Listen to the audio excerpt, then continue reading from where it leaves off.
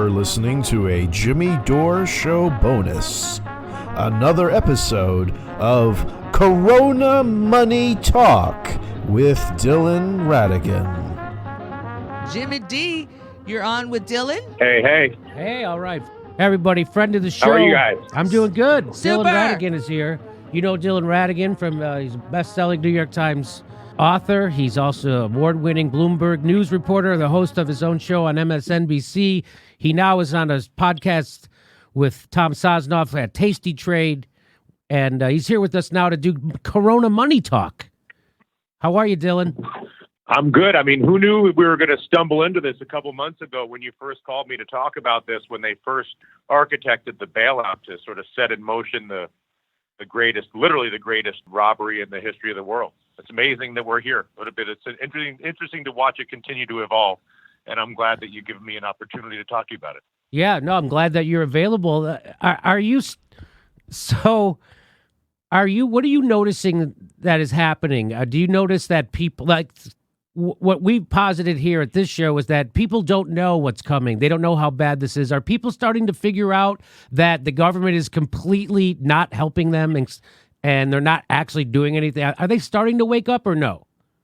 I don't think really yet. I mean, I spoke to a couple of people earlier this week, and there are huge institutions like Citadel or Ray Dalio, these massive billionaire hedge funds that were bailed out in March, that nobody comprehends, that literally some of the wealthiest human beings in this country who run some of the biggest highly leveraged investment funds in this country, or lending funds, were bailed out in March when the market was limited down. So something like that, it has not revealed itself yet to people. I don't think people understand the contrast between I don't even have the adjectives for it, but I'll just say the horror of what was done in terms of the bailout for the super rich institutions, with 40 million unemployed and no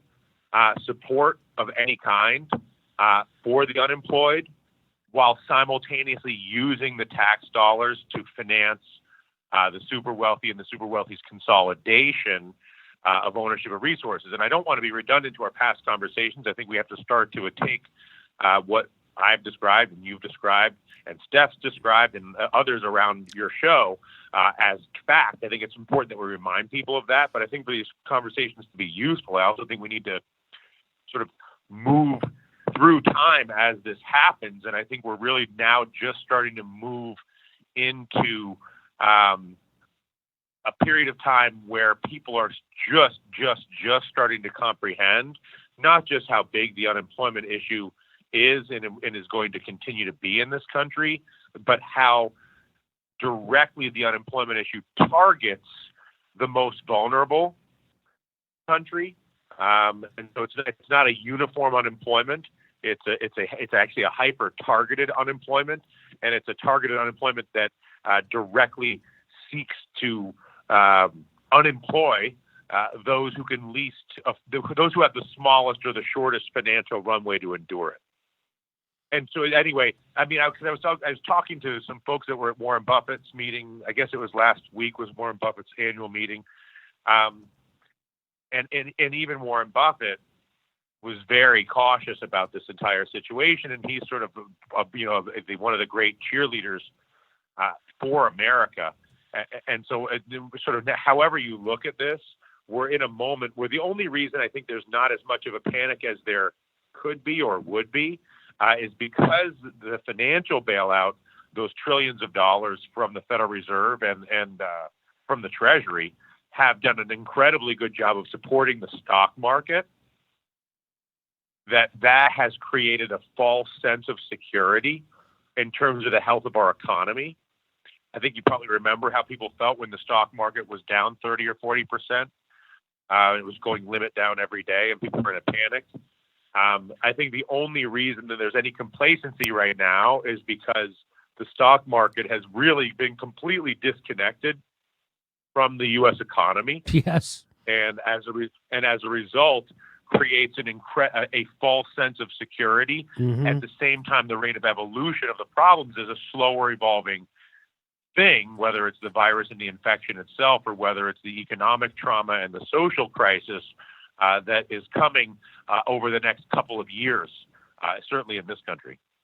But I think if you're looking at maybe years, again, when the financial crisis happened, that was 2009, right? That was September 2009. Occupy Wall Street didn't happen for 2 years after that. Right. It takes a long time for the awareness of the information. You know, if everybody listened to your show, or if everybody listened to my reporting on your show, or if everybody comprehended and believed it, there will be a more immediate response, but it's just not the nature of the beast. And there's such a all-consuming and low-utility pool of information out there from the primary information brokers, and plus the bubbling effect and all the things people read what they want, Facebook, all the shattering of the information markets make it take longer for this to happen, make it easier to blame different people, all of those things. But this is going to be a profound and life-changing couple of years for this country, and parts of that are going to be really, really awful, I think. Yeah. Yep. I know. Okay. So let's get to the first story I wanted to talk to you about. So I saw this story at CNBC, and it says Trump is insisting on a payroll tax cut for workers, why some experts say it's a terrible idea. So let me just go through a little bit. Moronic. But remember, he's a village idiot, so we got to be nice. But Yeah. I'll let you keep going. Yeah, so President Trump is digging in his heels and demanding that further stimulus legislation passed by Congress must include payroll tax cuts for workers. We're not doing anything without a payroll tax cut, Trump said.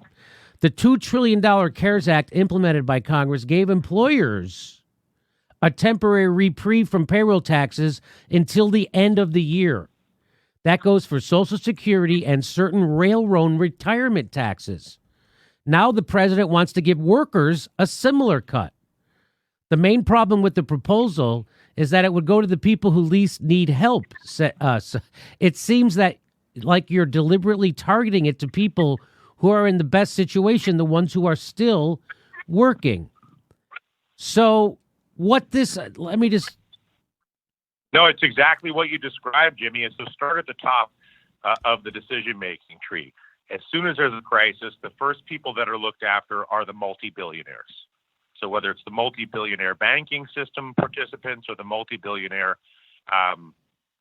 business enterprises that are the most connected to the government, they're taken care of in the first 24 to 72 hours, right? Right. And then there's a progression of caretaking, if you will, in terms of the policy making from all of the Democrats, including everybody's leftist favorites, and certainly all the Republicans, including everybody's populist right-wing favorites, that continues to favor those who have the most, while simultaneously doing the least for those who have the least. And the idea of prioritizing a payroll tax cut, which is basically an increase in take-home pay for people who currently have jobs, at a time when the obvious and most catastrophic issue that exists in this country is 20, 30% unemployment, 40 million people likely to be unemployed, which again is not a recession. That is, by definition, a depression. You know, that's not an opinion. That's another fact. And so the idea that the government is not prioritizing basic intervention for those that are the most exposed to the consequences of this depression, and at the same time is doling out money by the trillion to the richest and the most privileged, or at the very least the people that are the most, again, after they're done with the richest and the most privileged, then looking to give a raise to those who are among the most stable, is a remarkable window into the insight of the character of the American government. But again, this is a character that has existed going back certainly to Bill Clinton, and really before. I mean, this is not a new character insight for the American government. The American government has been taking care of the wealthiest interests whether it was with NAFTA, whether it was with the financial deregulation in the 90s. We can go down the list.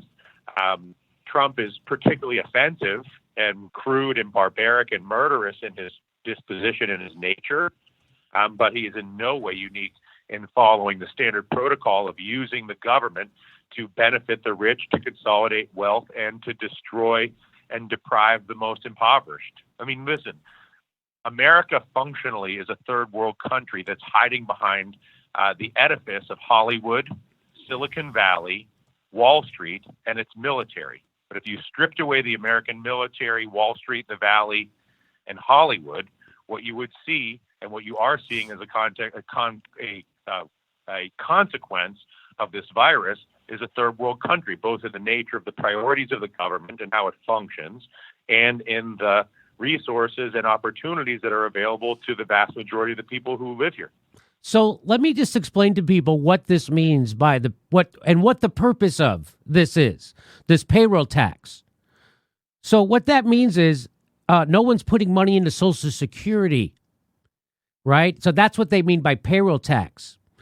And so this is just another attempt to bankrupt Social Security so they can eventually privatize it. That's exactly what this is. And in fact, in this article, it goes on to say, the economic recession will likely speed up the exhaustion date for Social Security trust funds. So what that means is the exhaustion date, that's a term that means when Social Security will have to start paying out more money than it actually takes in and has. That's the exhaustion date. And so any plans for payroll tax cuts would have to include ways to replenish those funds, which are currently scheduled to run out in 2035. At that time, 79% of promised benefits will be payable. So what they're trying... Do you understand the absurdity? But do you understand the absurdity of talking about money as if, as if it's scarce? Yes. So the idea that, there's an exhaustion date, or, we can't pay for this, or, you better go get a job, at a time when literally trillions of dollars are being given away to special interests. It is incomprehensible to the idea of utilizing utilizing scarcity or limited funding as a point of leverage for policymaking, while simultaneously supplying infinite capital from everything from oil companies to airlines to down the list, is an indication of how third world this government is. But Dylan, honest, aren't you surprised that no one in the news media, no one in politics is screaming about this? No one. Bernie Sanders and the squad are voting for this shit. Honestly, I am surprised. I would even think politically it's to their advantage to try to speak up on this. Forget their moral character. Bernie Sanders, it is such a winner politically to stand up and fight for people at this moment. Every Democrat in the Congress is ceding that to the right now. They're letting Josh Hawley and fucking Mitt Romney out-left them. It's happening. It's not, I'm not making it up. Trump is out-lefting them. And no one, including Bernie Sanders, is screaming about this. It is stunning. Aren't you surprised? Just to forget even the moral character, I honestly don't know what they're thinking. I don't know, because Dylan, here's what I say.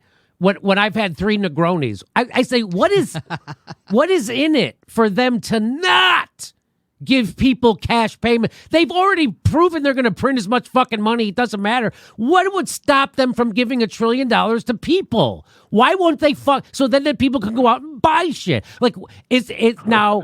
I know it's this sort of, I can offer my explanation, but it's not even, I don't know how meaningful it is. I said it to you last week. I think there's this sort of this false adherence at the sort of civilian level of this mythology of American sovereignty and self-sufficiency. We have, and people don't like the democratic socialism, but they seem really enthusiastic for corporate socialism. Yes, 100%.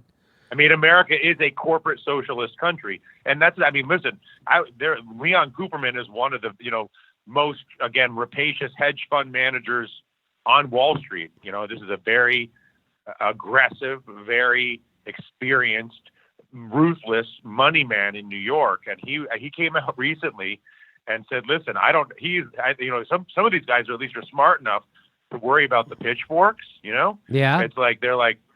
I don't know how you could possibly expect to always have the fallout on the bottom be protected by the government and not expect the upside or the progression of resources up to be controlled by the government. You can't have it. He was making the point that you can't have it both ways. Now, remarkably, America has it better than both ways. They have, this amplification of the profits for the super rich and total protection from economic losses for the big companies and the super rich, while simultaneously literally no safety net for more than half the country. So I just want everybody who votes Trump, who watches this show and who is a Trumper, to know that what Trump is trying to do is fuck you right now. He's not trying. He's fucking you. So you're getting fucked hard by Trump and by Nancy Pelosi and Chuck Schumer and Mitch McConnell. They're all your enemy. There's no doubt about it. And if you don't see through that now, then you deserve what you have coming. But let me tell you something. Trump is no friend. He's trying to take away your Social Security right now. That's what Trump is trying to do. Is it his idea? No, it's not Trump's idea. This is shit that's being told to him by guys like Larry Kudlow and Steve Mnuchin, guys who have been waiting their entire fucking lives to do this, to get rid of Social Security and put that money into the stock market. That's exactly what they've been trying to do their entire life. And now Trump is going to help them do it. And so just so you know, eliminating payroll tax is code for eliminating Social Security and Medicare. And when you hear Trump say we want to eliminate capital gains, that's code for eliminating all the tax on the 1%. That's what Trump is doing right now. Just so I know there's a lot of people who are conservatives who watch the show because they like that I'm a truth teller. Well, it's the truth that Trump is fucking you as hard as you've ever been fucked right now. Harder. And he's trying to do it more. And the only thing... And they're using the biological crisis to seize the opportunity to do all of the worst things, which is, if you ever want, you see the true character of anyone when you're in a situation like this, and the character that's been revealed about our government is staggeringly hostile to the people that live in this country. I mean, none of this is Trump's idea. That's the thing. You have to understand that Trump is just a figurehead, right? And he's doing everything that Nancy Pelosi, Chuck Schumer, Mitch McConnell, Larry Kudlow, and Steve Mnuchin want him to do. He doesn't have any ideas on how to handle a fucking pandemic or a crisis or a banking crisis. He doesn't have any idea on how to do anything. He's doing what he's being told to do by the business community, and he's fucking doing it. And guess what Nancy Pelosi's doing? She's doing what she's told to do by the business community, and she's doing it. And guess what the squad and Bernie Sanders is doing? They're going along with it and not doing a goddamn thing. Your entire government has just turned their back on you. And I just got an email today from Bernie Sanders asking for more money. Mm-hmm. He's asking me for money. The fucking balls that these cocksuckers in fucking D.C. Unbelievable. If I get one more email from Bernie fucking Sanders asking me for money, hey, why don't you go book your next talk show? Because that seems to be his job now. He doesn't do anything for you in Congress, but he's hosting a late night talk show. He'll have Cardi B on later on this evening. Here's what Donald Trump tweeted out today. And I want to get your opinion on it, Dylan. He said, well-run states should not be bailing out poorly run states, using coronavirus as the excuse.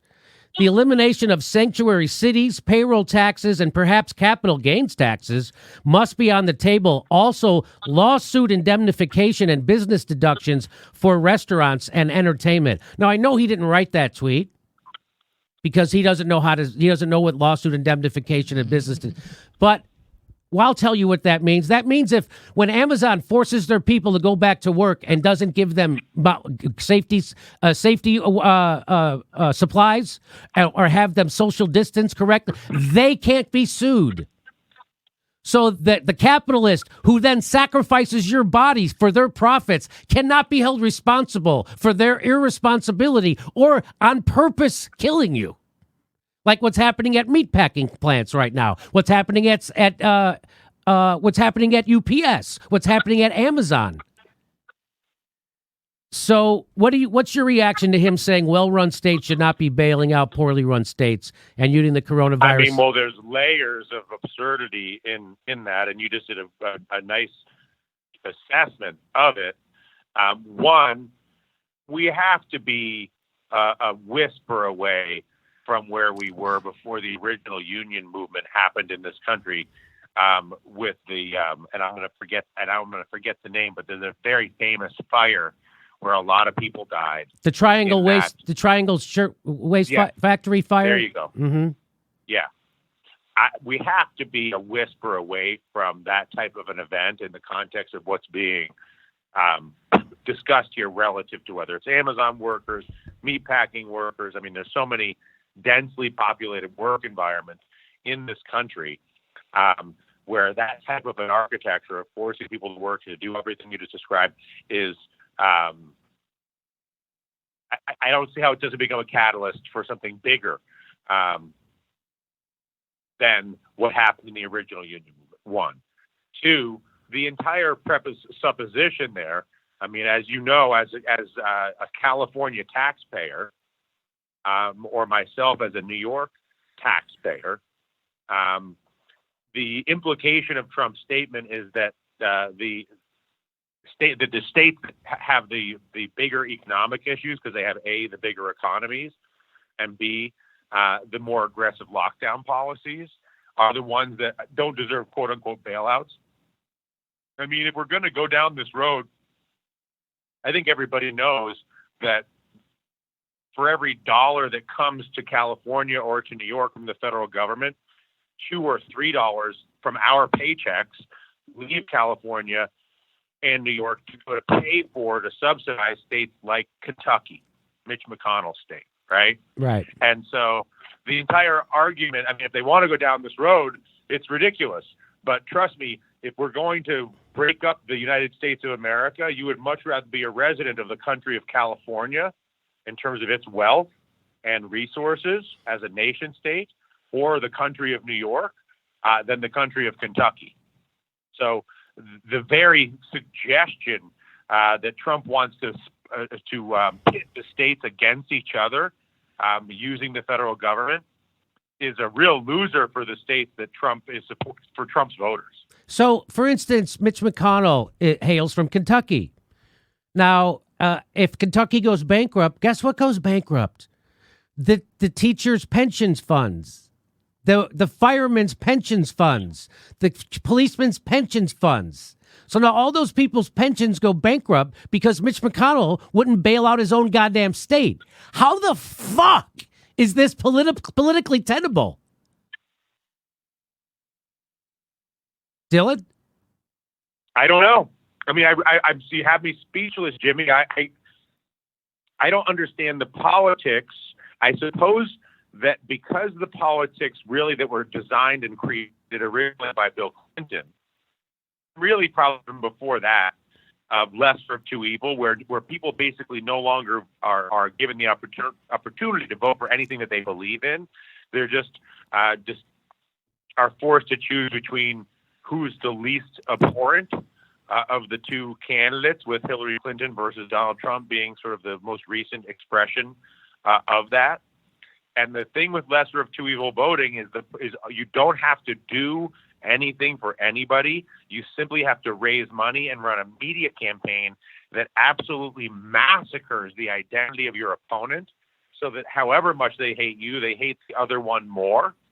And I feel like the Mitch McConnells of this world have actually mastered that lesser of two evils mind game. Yes. And once you're in that lesser of two evils architecture, all these other issues that we talk about become irrelevant, because the entire political system is simply based on the ability to massacre your opponent's identity using money. And as long as you're confident you can do that, you can literally rape and pillage your own people to the point where they're homeless and dying in the street, And as long as when it comes to campaign time, you can rape and massacre your opponent, you'll still get reelected. That's why this is a third world country. Yes. Yes. Okay, so let's go to another story. So this is from Natasha Sarin. She's a professor at Penn Law and at Wharton, which is where Trump went, right? Wharton. So they're she's a big brain, big brainiac. I'm just going to give you an insight. How did the big brain, this is neoliberalism. This is your big brain on neoliberalism. So she comes from Penn Law and Wharton, right? Super smarty pants, Natasha Sarin. And here's her big idea. You want to hear what her big idea is? They did a study. She said, excited, COVID paper alert. She said, excited to share a new paper. We show that allowing workers, this is their solution to the problem right now. We show that allowing workers to access a tiny percent of their future Social Security benefits today can provide the liquidity they need to weather this storm. So instead of the government giving people a UBI until this pandemic's over, they want you to start cashing in your social. Again, another idea. Where's what she says? She said, we became interested in this approach because of our earlier work on Social Security and inequality. It turns out Social Security is evenly distributed across the wealth distribution and hugely significant for exactly the workers most hurt by this crisis. Workers at the bottom of the wealth distribution have very little by way of retirement savings to tap today or liquid wealth, but they do have significant Social Security benefits forthcoming. You may worry that, so she's saying, let them tap into the Social Security right now. So she says, you may worry that Social Security is meant to help provide for retirement. Won't allowing access to benefits today hurt people in the future? It's unlikely. We estimated present value of Social Security benefits across the workforce. Just a 1% of future benefits is enough to tide people over for 2 months. This crisis is going to last for 2 years at least. And then she ends up by saying, an alternative to decreasing future benefits is delaying retirement by just a few months. And here she says, 1% of scheduled benefits today does more for the most vulnerable households than most of the CARES Act policies implemented. So then she goes on to show you how being able to go take your money out of Social Security would actually help you because the 3 other CARES packages that they passed don't help you at all. That's the rationale she's using for tapping into Social Security, because the bills that they've already passed only help corporations and don't help actual people. So now we should tap into your future Social Security, start bankrupting that right away while the richest people in the world get to buy up the rest of the country. So she says, and this is what I love, she says this approach is fiscally neutral. In a world with low interest rates and no inflationary concerns, preoccupations with deficit is misplaced. But for those keen to support households without increasing government debt, it merits consideration. So what she's saying is, if you don't want to add more to the national debt, this is a good way to get people money. You're worried about the debt only when it comes to actually helping people. So, Dylan, tell me about this. Well, again, I was just thinking about the irony of the fact that the name of the piece of legislation that's being used to consolidate all the wealth and give literally trillions of dollars away to the Ken Griffins and the Ray Dalios of the world in New York is the name of the legislation is called CARES, CARES. And so like the how twisted does your mind have to be to take trillions of dollars from a population to name a piece of legislation that's going to take their money and give it to the super rich to consolidate resources, and then you're going to come out later with all of this fiscally conservative, fiscally neutral benefits analysis in which you're going to maybe give people the opportunity to borrow from their paltry future retirement as if there's a shortage of money. I know. That's what they're doing. They're pretending there's a shortage of money. And there's only a shortage of money when it comes to actually helping out If the you're people. poor. Yeah. There's no shortage of money if you're stinking rich. So I love Joey says this. He says, thanks. I love having to use my own hard-earned retirement while corporations are giving free money from the government with zero penalty. Real great. Thanks again. And just so you know who this woman is, who's her big idea from Penn and Wharton, and she's excited to share it with you. Here's who she really is. This is her teaching experience. From 2017, in the spring, she taught the financial system and the central bank at the Harvard University. She worked for Professor Jeremy Stein, certificate, distinction, and excellence. And then from 2013 to 2017, she taught the future of globalization at Harvard University. And she worked for Professor Robert Lawrence and Professor Lawrence Summers. So, and also in 2013 to 2017, she taught inside government at Harvard Law, and she worked for Professor Lawrence Summers. So she's been groomed by Larry fucking Summers, the guy the architect of our last goddamn financial meltdown. And now this is their big idea. By the way, that's the guy Joe Biden is fucking putting in his cabinet, Larry Summers. These are the kind of ideas we're getting. Why don't these people just drop a nuclear bomb in Kansas and just call it a day? I mean, that's what I just don't.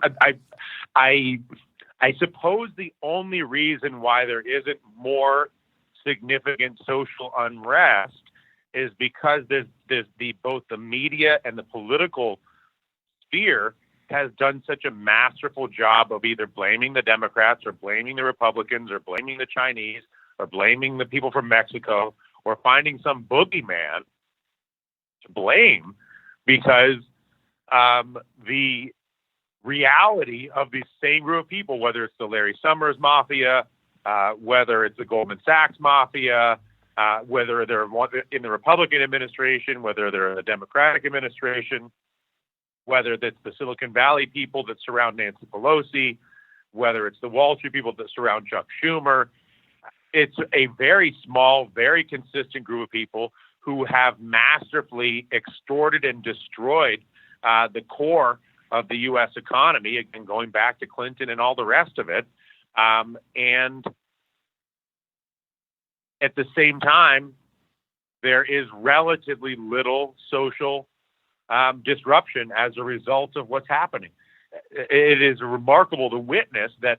I mean, because, having spent, especially in the development of helical, a lot of time in various third world or so-called third world nations, one of the areas that I was educated to is northeastern Iraq, Kurdistan, right?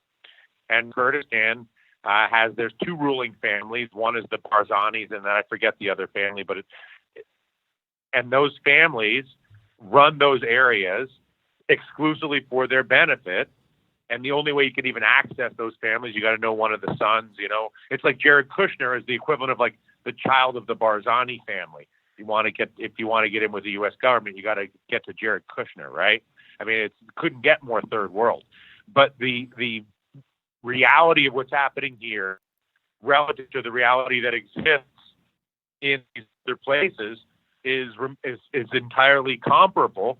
If anything, I would say that the American third world architecture is more masterful, only because of the mythology that it's not a third world country, one, and two, the amount of money and resources that have been obtained by the people who have perpetrated the third world robbing of America.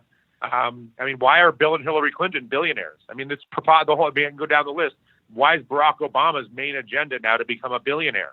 Why is becoming a billionaire now considered a foregone conclusion if you could be elected president of the United States? Okay, I really and the fact that there's this virus, like it makes me want to get in the streets. It makes me want to go organize. But you can't do that because this goddamn virus.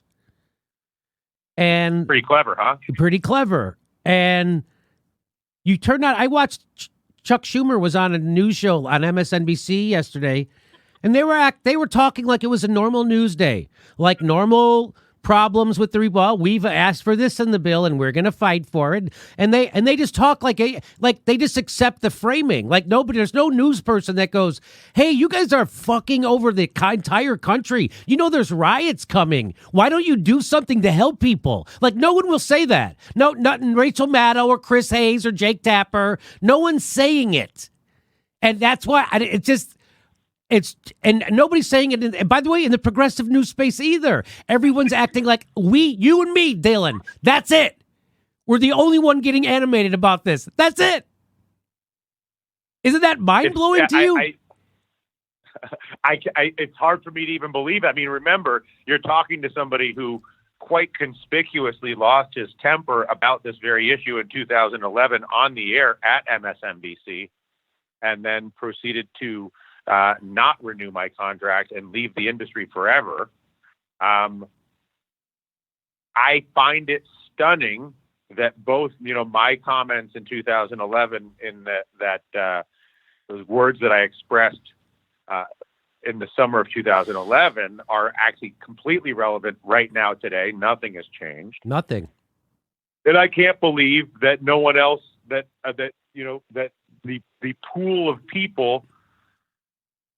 The entire media apparatus on the left is based on vilifying and attacking Donald Trump and the Republicans. The entire media apparatus on the right is intended to do the exact opposite. And in the meantime, both parties work together with their financial backers to perpetrate this third world raid on the country. I guess when people see,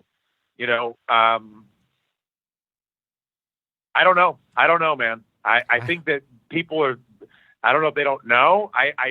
When I started at MSNBC in 2009, after I'd left CNBC, when I saw what they did with the financial crisis, with the original theft and cover up, right? I thought people didn't really understand this. And so I spent a lot of time, whether it was explaining to my colleagues at MSNBC, whether it was in direct interactions and meetings with various senators and Congress people and cabinet members, both Republicans and Democrats. I went to the trouble of writing a book in great detail, identifying much of what we're discussing, again, in great detail. Very thoroughly researched, had a whole staff of researchers for that book. It was not an easy undertaking. And my conclusion, after 3 years of trying to explain to anybody that would listen to me, whether it was on the TV show, whether it was in the book, or whether it was in these day-to-day interactions and meetings in Washington and New York and Los Angeles, et cetera, San Francisco, was not that they don't know, it's that they don't even want to know. Like they don't want you to say this to them. They don't want to hear it. It's like not wanting to find out that your favorite uncle is a child molester because it'll screw up the family. Right. Like it's that kind of dark psychological stuff. That's the only way I don't know how else to explain it, because it's so obvious what's happening. But the sort of collective psychosis throughout the totality of the media, the cult of personality, the obsession with the vilification of the opposing personality, whether it's the cultivating hate for Pelosi or cultivating hate for Trump or whoever your favorite villain is, that there's such the bloodlust and the emotional cycle in that is so overwhelming that there's a refusal to acknowledge what we're talking about. I think that's one thing. I think the other thing is, I think we maybe give people too little credit. I think that there's a very good reason why half of the people in this country don't vote. Okay? There's a good reason why the biggest voting bloc in this country is people who don't participate in the voting system. And the reason they don't participate in the voting system is not because they're entitled and aren't affected by the vote, as some people would try to manipulate you to believe, but rather that they know that it is a false ritual designed to perpetuate the myth of choice while the same group of people continues to pump the extraction. Yes, that's exactly right. So after the 2016 election, I'd like to bring up this example. The New York Times had sent a reporter to barbershops in Milwaukee to find out why the black people didn't vote for Hillary Clinton, and they had very good reasons. They voted for Barack Obama, and their lives got worse. That's why they didn't vote. They didn't come out. So people don't realize about how much there was a moment of sort of belief that was generated through the mythology of Barack Obama's election. So for those who hadn't seen the reality of what's happening before that, the sort of mythological coronation of Barack Obama, and then the witnessing of Barack Obama's complete annihilation of this country on behalf of the financial interests, whether it's with the way they resolved the financial crisis and destroyed the housing market, or really people's homes, and then what they did with healthcare, and then on, the drones, picket. So I guess it's a good thing there are so many young people that I guess I don't know who votes or what they think's going to happen when they do vote. So the thing about the last time there was this big crisis, Barack Obama was president, and Barack Obama famously told the bankers, "I'm the only one standing between you and the mob with the pitchforks," meaning he was going to protect the banks, not the people, and he did. Now, I posit, because they always do, this goes into your conversation about the lesser of two evil voting. Now, he was allowed to kick 5.1 million families out of their houses, give those houses to the banks that the people had just bailed out, while those banks were made bigger, not broken up, and those bankers never missed their bonuses. Do you think Trump would be allowed to do that thing now? And then the bankers bought the houses back and then raised the rent on everybody. That's right. And then so with the homeowners' money that they took from the bailout. Right, but my question is, that happened a lot easier because it was Barack Obama as president. If it was John McCain, I think it would have been a lot tougher for them to pull that. Oh, for sure. And so that's why brilliance of having it come from that type of a messenger with that sort of a fraudulent posture. Right. Brilliant. So if Trump goes into Flint, Michigan and sips the water, it's a clown show. If Barack Obama goes in and slips the water, you know your life is over. Because there ain't no one coming to help you. Barack Obama just flipped you off right to your face, right to your baby's face as you ingest lead. Barack Obama just said, "Go fuck yourself." Now, Trump wouldn't be allowed to do that. Everybody would be apoplectic. People got mad that Michael Moore even put that in a movie. That's how much the left defends corruption. And so right now, I think it would be better if Trump is president right now, rather than a smooth-talking Barack Obama who's going to screw you just as hard anyway. Because that's that problem with the lesser of two evil voting I tried to explain before. Bill Clinton was not the lesser of two evils between George Herbert Walker Bush and himself. Bill Clinton was the greater evil. Bill Clinton was the greater evil with Bob Dole. Barack Obama was the greater evil with John McCain. That's what people don't understand. And so people are at least outraged at Trump, but they're not and yet. Your argument is they're the greater evil because they're so much more effective and persuasive at creating that superficial emotional comfort while they murder you. Exactly. Just like I just explained to you, but I don't think John McCain would have had a lot harder time kicking 5.1 million families out of their houses in the middle of a recession that was caused by Wall Street while he was making sure Wall Street got their bonuses and made their banks bigger. I think that would have been much harder for John McCain to pull off, or Mitt Romney. But Barack Obama puts the left to sleep. There's no criticism of him. And just like, and even to this day, Dylan, Bernie Sanders is still too much of a coward to put a critique on Barack Obama, which is the reason we got Donald Trump, which is why he's a loser. I'm just, again, I don't. Which is why most people don't vote. Which is why most people don't vote. You want to know why people don't vote? Look at what Bernie Sanders is doing right now. He's voting for the ultimate screwing of America time after time after time as he hosts his new late night talk show with Cardi B. He's doing nothing for you. Does he really have a new late night talk show? Is that a joke? No, I mean, he's every time I turn on the computer, he's doing some kind of town hall with Cardi B. He did one with Elizabeth Warren. He did one with Elizabeth Warren the other day. No shit. I'm not making it up. This is like an Instagram Live or some sort of social media hoo-ha? Yeah, he does like a live YouTube thing, just like we're doing right now. Wow. But he has a Got bunch. it. He has a bunch of people. He had Elizabeth Warren on. I think he had Rashid Tlaib. He had, he had. He does that kind of stuff. And Wow. and he's doing that constantly. Constantly, that's what he's doing. And when he's not sending me emails asking me to give money to the Democratic Party, that's what he's doing. It's And then when it comes time to either hold the vote or use any political leverage of any kind, he does to nothing. defend the interests of the American people, he does nothing. He does nothing. Bernie Sanders, nothing. Doing nothing. Why do you think? I mean, honestly, let's be honest with each other. It's illogical for him to do nothing, even again politically. Well, I think it's what Matt Stoller said. Bernie's not as smart as you think he is. He doesn't even read the fucking bills. He doesn't know what he's even voting on.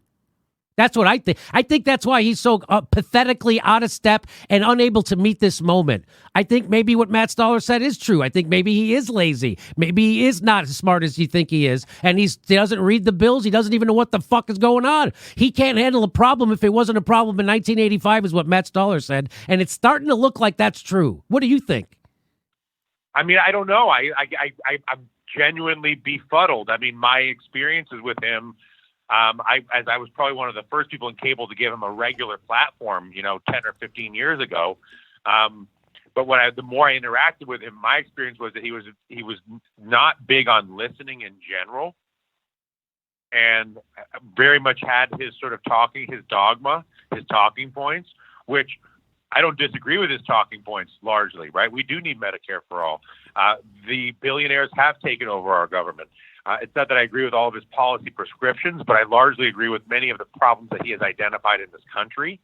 But I found him to be, again, not much for dynamic listening or dynamic problem solving in any way. It's like he kind of solved that thing.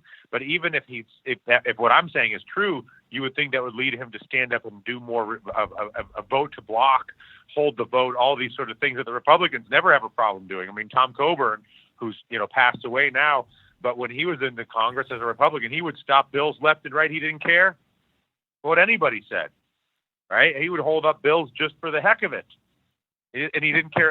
And so, but then, I mean, look at Ayanna Presley, Ilhan Omar, all these sort of new gen celebrity Congress people. It would also seem to be in their political interest to step in on this, and yet nothing. They won't cross Pelosi. You know that's what it is. What happens to them if they cross Pelosi? I guess they. What are the consequences? AOC she stops inviting you to her big house in Georgetown. You don't get to go to the dinner party. You don't get a ride on her private airplane. Like, what is it? I don't know, but they want social access. They think she's got better. I don't know if you saw the top of the show. Sandwiches. I don't know if you saw the top of the show, but the Justice Democrats have decided to start a super PAC and start taking dark big money.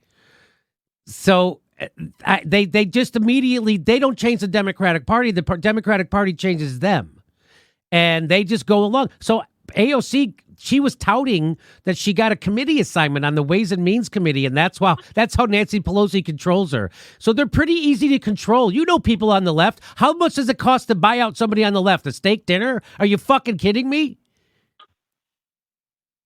You tell me. You tell me what's wrong. How far up his ass Ro Khanna's head is right now when he's not doing a fucking thing for anybody, and he's tweeting out telling you to fill out your census while he tries to get a tax cut for people making over $250,000. These are Ro Khanna's. The guy who doesn't take corporate money is this big idea right now. They're doing nothing. They're doing nothing. And the country, literally, you're right, we are a third world country. If listen to the rapporteur from the UN on poverty, he'll tell you we're a third world. There's conditions here they don't see anywhere else but third world countries. And again, Nancy Pelosi and Bernie Sanders and Elizabeth Warren aren't doing a goddamn thing to help you. It is jaw-dropping. And it's what is even more jaw-dropping is now finally, Kyle Kalinske, he caught on and he started tweeting at Bernie and Rashid Tlaib about their stupid talk shows. He goes, what is this? Nothing but fucking virtue signaling? Why don't you actually put a hold on a bill or try to do something? So that's the founder of the Justice Democrats giving them shit. So that's progress, I guess. I don't know, Dylan. I feel like I'm just screaming now because no, I know. I feel like I feel like we've switched roles from last week, which I was quite animated, and I feel like we've now transferred emotional conditions a week later. I'm glad you're carrying the emotional burden this week because I quite exhausted myself last week. I must tell the truth. It's staggering. It's exhausting. You know, when I turned on the TV yesterday and I saw Chuck Schumer giving an interview and everyone was talking like it was just another fucking Monday. It just drove me. I just can't believe a news person won't ask a goddamn question.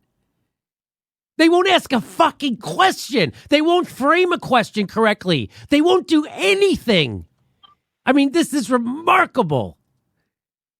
It's remarkable, and and there's nowhere to Bill Hicks used to say, "I'm moving to France," but there's nowhere to go. Why, you got something against France? No, I mean neoliberalism's taken over everywhere. It always hurts when I feel like it's the most painful in America because the American myth is so powerful. The Statue of Liberty, the American dream, on and on. And so for some reason, the corrupt function of the government in Brazil or in Russia or in Spain is less emotionally offensive. America had built this global brand as this place where anybody could come and create a new life.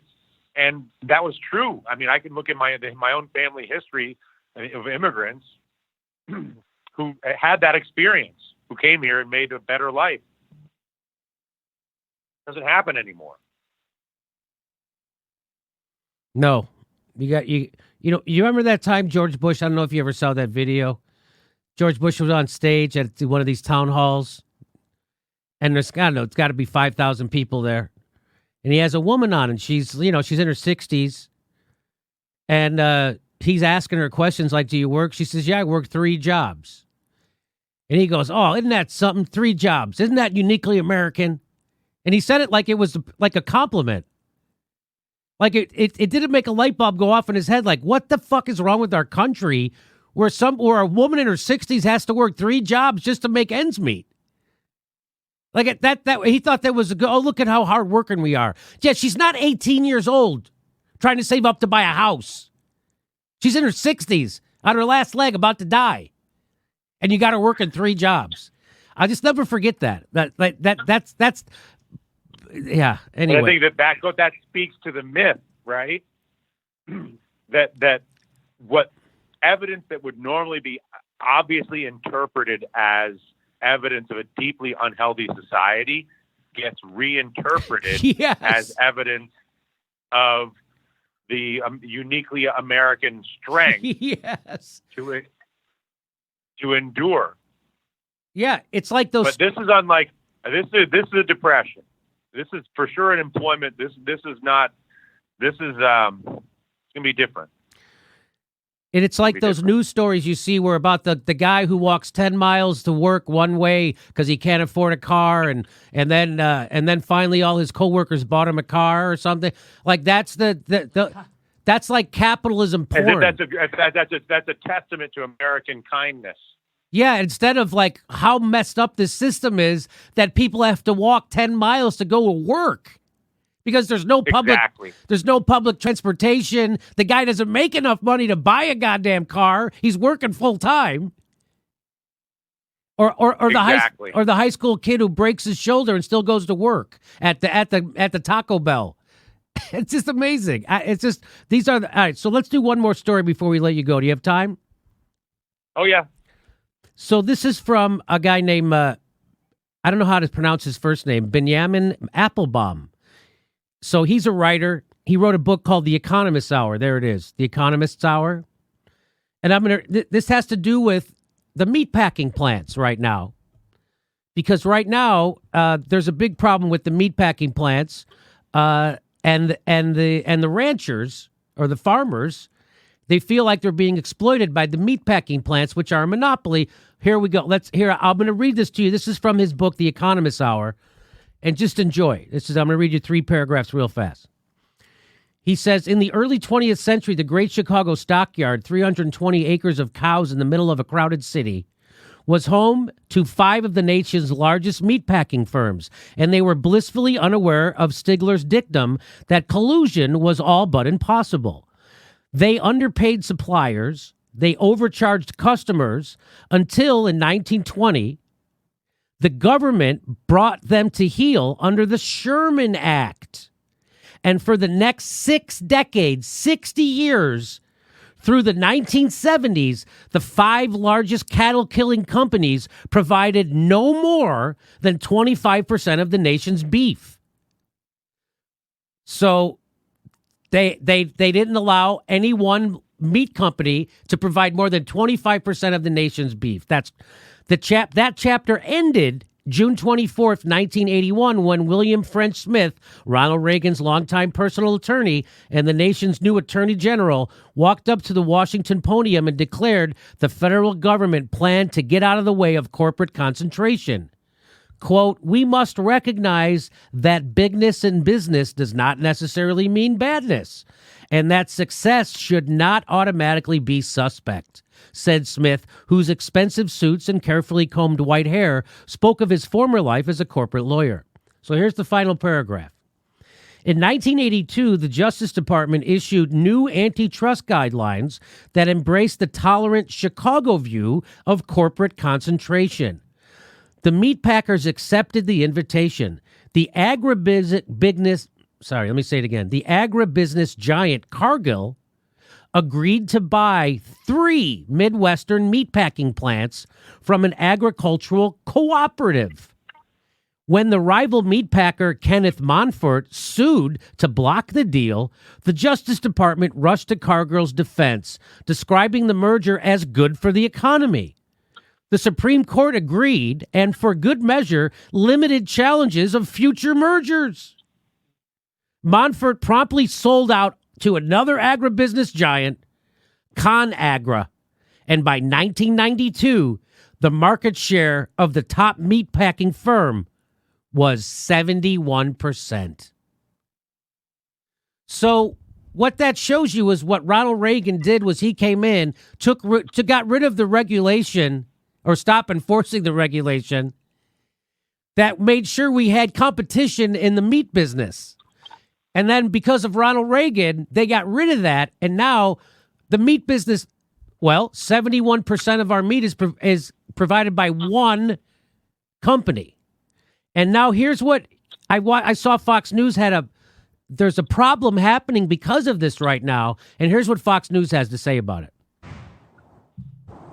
Well, Neil, as the beef production has slowed down, you end up with an oversupply of cattle in line to be processed and the price goes down. Meantime, there's less beef getting to the grocery store. There's the fear that it might run out altogether, so the price goes up. And now you have cattle ranchers asking the federal government to investigate whether the meat packers are taking advantage of a crisis to turn a profit. With production slowed at the meatpacking plants, cattle are backed up and the price is down. So basically what's happening is meat packers are raising the price of their beef that they send to your supermarket, but they're paying less for it because there's less demand right now because of this global shutdown. So, and right now the meat packers are basically a monopoly. At the end of that report, he's going to tell you that some like 80% is controlled by one company. So, here's what he prescribes. This is the guy who wrote that book, Applebaum. He says, when the Reagan administration decided to stop enforcing the nation's antitrust laws, it started by allowing the consolidation of the meatpacking industry. seems as good a place as any to resume the enforcement of the nation's antitrust laws. What do you make of this, Dylan? Listen, you have Matt Stoller on. Matt Stoller wrote that book, Goliath. The monopoly issue is really probably the most significant economic issue of our time, not just in meatpacking, but it's the reason why we pay too much and have miserable experiences with the telephone companies. Bill Clinton deregulated that. It's the reason why we have miserable experiences with the few airlines and the way that they function and coordinate with each other to abuse all of us when it comes to flying. It's the reason why the banks control everything. That you can go through almost every industry, maybe not to the absolute extreme of meat to 80%, but it's not far off of that from 1 to 4 players. And that monopoly position, look at Amazon, it was the ultimate monopoly. Look at Facebook, another ultimate monopoly. Look at Google, another full platform monopoly. And all these monopolies, because there are so few of them and because they have so much wealth and so much power, are at the very foundation of the hammerlock on the control of the politicians that we were just describing. If you were going to do one thing in this country, you would break up the monopolies, not just the meat monopoly, not just the digital monopoly, not just the financial monopoly, but also the political monopoly. And the political monopoly can be easily broken with something like ranked choice voting. Okay? Just forcing everything into a ranked choice voting architecture would meaningfully diminish the power of both the Democrats and the Republicans. And just using the antitrust enforcement mechanisms would meaningfully reduce the influence of the banks, the digital companies, the meat companies, et cetera. I fully agree with Applebaum. I fully agree with Matt Stoller. And if I was to point you to one, if you were to say what is the number one issue in America, in terms of, because what's the number one thing that drives business behavior across the board in one word? Profits? And the answer is leverage. Oh. Leverage. I tried. Right? He or she who has the leverage controls the outcome of the transaction. No one has more leverage than a monopoly. Uh-huh. So does the AOC and the squad fall into line? Because Nancy Pelosi has all the leverage. Why do all the Republicans go along with Donald Trump? Apparently Donald Trump has the leverage. Whatever, I could put it in any context, but the problem with monopolies is they create absolute leverage, which then allows the annihilation of entire nation states for the benefit of the monopoly without any ability to resist. So I'm watching a documentary by Ken Burns right now called The Roosevelts. And Teddy Roosevelt, who was actually a Republican but was a progressive, he came along and broke up the trusts. And where is Teddy Roosevelt today? I thought Barack Obama was going to be Teddy Roosevelt. Is that what we need, or do we really need more than that? Yeah, it is. Yes. Our best political case scenario on the back of this virus would be a trust buster. But did you see a single trust buster running for president? The problem with the left is they love monopolies. AOC loves a monopoly.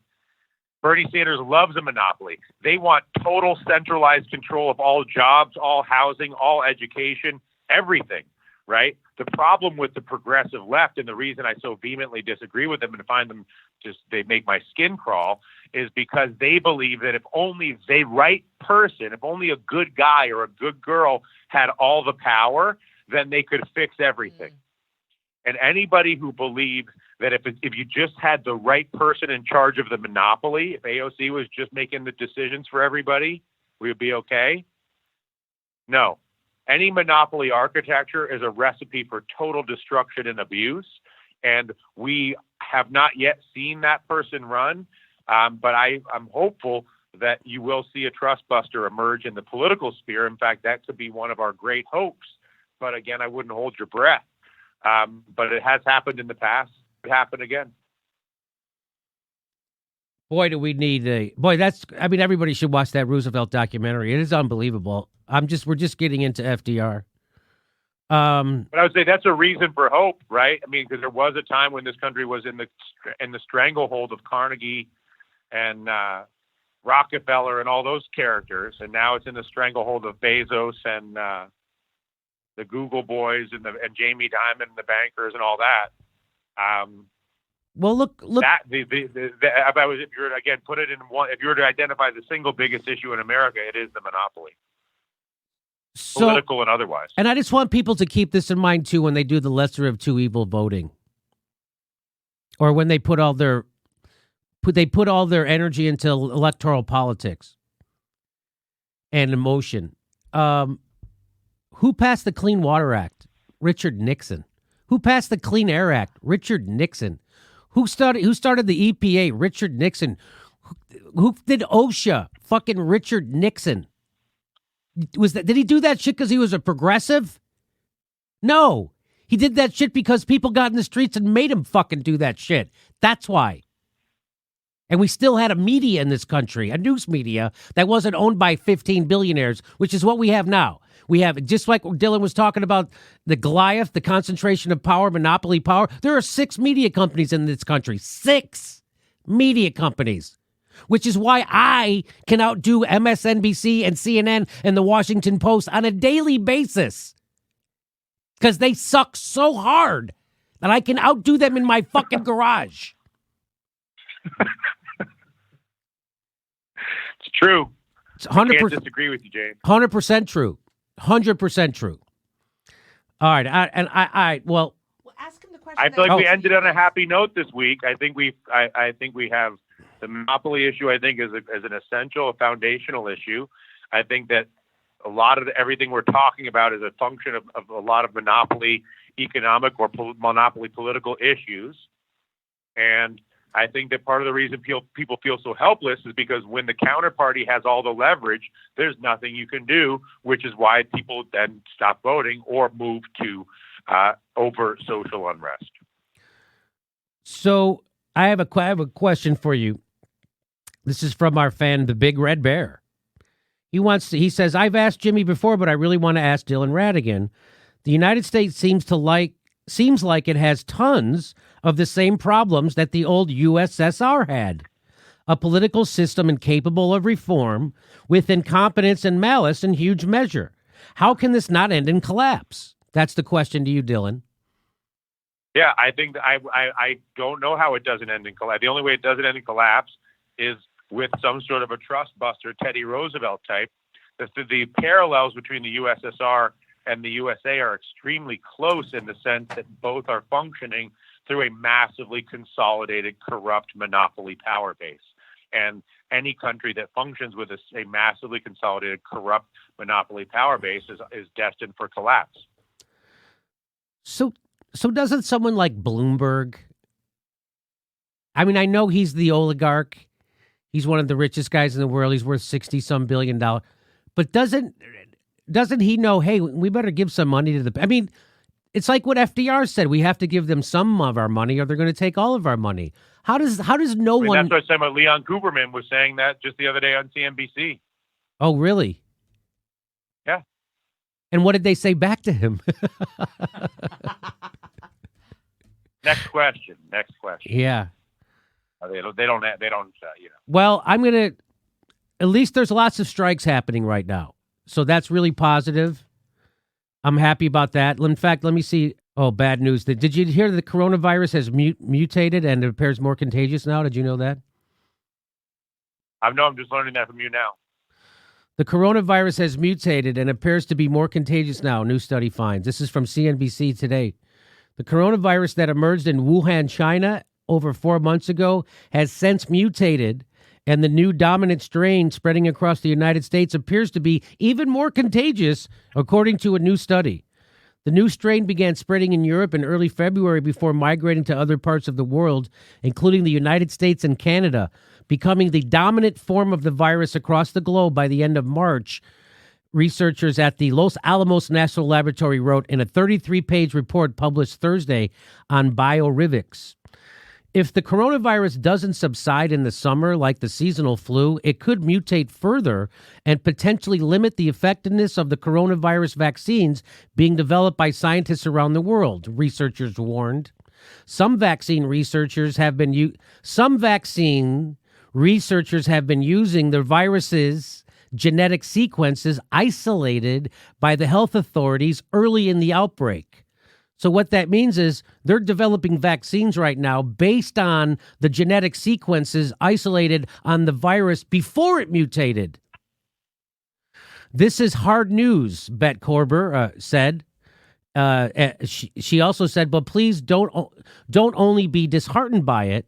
Our team at LANL was able to document this mutation and its impact on transmission only because of a massive global effort of clinical people and experimental groups who make new sequences of viruses in their local communities available as quickly as they possibly can. Just for FYI, to date, researchers have identified 14 mutations.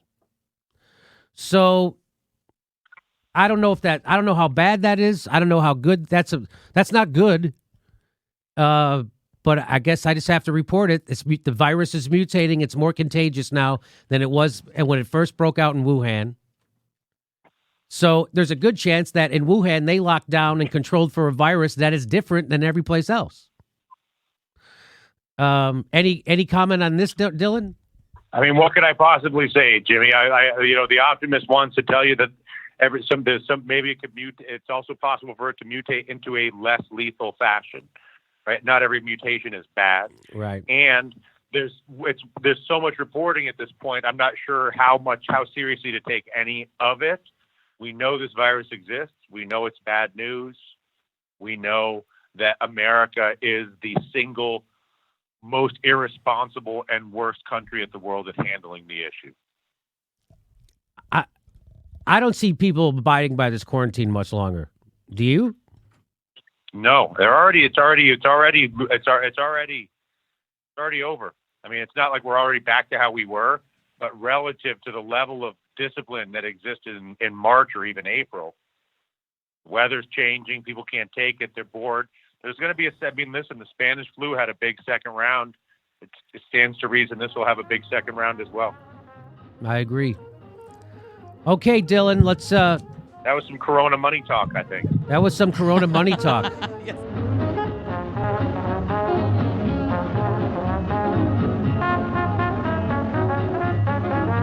Yeah, we're in the money. We're in the money. We've got a lot of what it takes, to get along. I got myself some money. The skies are so sunny. Old man, the blessing, you done us though you wrong. We never see a headline about a bread line today. And when we see the landlord, you can look that guy right straight in the eye. We're in the money. Come on, honey. Let it keep flowing along.